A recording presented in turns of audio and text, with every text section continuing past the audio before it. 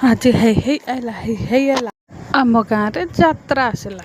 ଆଜି କେଉଟ ପୁନେଇ ପାଇଁ ସେଇଥିପାଇଁ ଯାତ୍ରା ଆସିଲା ଆମ ଗାଁକୁ। ସାଙ୍ଗମାନେ ମୋ ମିନି ବ୍ଲଗକୁ ସ୍ୱାଗତ କରୁଛି। ଭିଡ଼ିଓଟି ପୁରା ଦେଖନ୍ତୁ। ସକାଳୁ ଉଠିକି ମୁଁ ପ୍ରଥମେ ଗାଧୋଇ ପାଧେଇକି ଚଉରାରେ ପାଣି ଚଢ଼େଇ ଦେଇଥିଲି। ତାପରେ ମୁଁ ଚାଲି ଯାଇଥିଲି ମନ୍ଦିରକୁ। ମଙ୍ଗଳା ମନ୍ଦିରରେ ଦର୍ଶନ କରି ଜୁହାର ହେଇ ପଳେଇ ଆସିଥିଲି ଘରକୁ। ଆଜି କେତେ ଖରା ଆଉ ଗରମ ଆଉ ଉପରସେ ପାୱାର କଟ୍।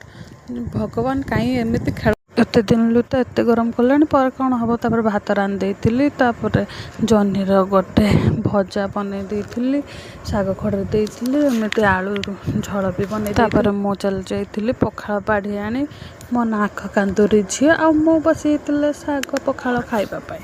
ଆଜି ଖାଇଲା ବେଳେ ବହୁତ ହଇରାଣ କଲା। ଖାଇତେ ଖାଇତେ କୁଡ଼ରେ ବି ଶୋଇପଡ଼ିଲା, ତାକୁ ଆଣିକି ଶୋଇ ଦେଇଥିଲି। ତାପରେ ମୁଁ ବି ତା କଡ଼ରେ କିଛି ସମୟ ପାଇଁ ଶୋଇପଡ଼ିଥିଲି। ତାପରେ ରାତି ହେଲା ପରେ ଆମେ ଗଲୁ ଯାତ୍ରା ଦେଖିବା ପାଇଁ। ଦେଖିଲୁ ଯେ କେବଳ ପ୍ୟାଣ୍ଡେଲ ବନ୍ଧା ହେଇଛି, ଏତେ ଯାଏଁ ଯାତ୍ରା ଷ୍ଟାର୍ଟ ହେଇନାହିଁ।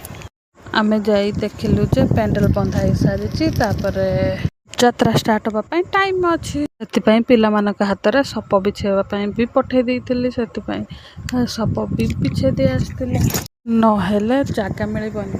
ସତ କହିବାକୁ ଗଲେ ମୋତେ ଜମାରୁ ଯାତ୍ରା ହିଁ ପସନ୍ଦ ନୁହେଁ। ବାସ୍ ମେଲୋଡ଼ି ଦେଖି ପଳେଇ ଆସେ ଘରକୁ। ଯାତ୍ରା ପ୍ୟାଣ୍ଡେଲ ଭଲ ବାନ୍ଧିଛନ୍ତି, ଚାରିକଡ଼ର ବୁଲିକି ଦେଖିକି ଆଇଲେ। ମୋ ଭଳି କିଏ ଯାତ୍ରା ନ ଦେଖି କେବଳ ମେଲୋଡ଼ି ଦେଖନ୍ତି କମେଣ୍ଟରେ ଜଣାଇବେ।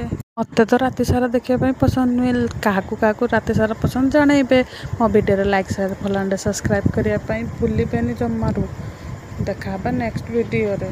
ଜୟ ଜଗନ୍ନାଥ, ଜୟ ଲକ୍ଷ୍ମୀ ନାରାୟଣ।